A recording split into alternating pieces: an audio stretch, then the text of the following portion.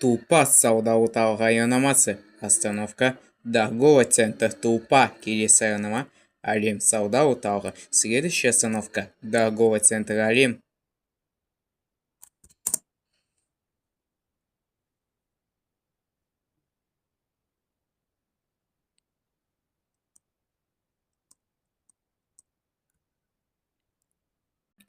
Алим Сауда района Мас. Остановка торговый центр Алим.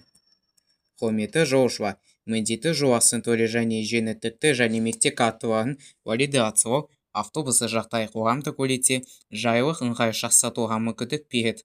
Қоғамдық көлікте жұмысын жеңілдікті немесе мектеп карталарын үшінші туралы тыйым салынатын есіңізге саламыз.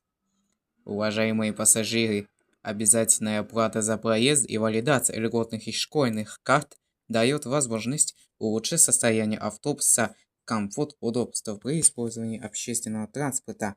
Напоминаем, чтобы передавать третьим лицам льготные школьные карты, могло использоваться услуг общественного транспорта запрещено.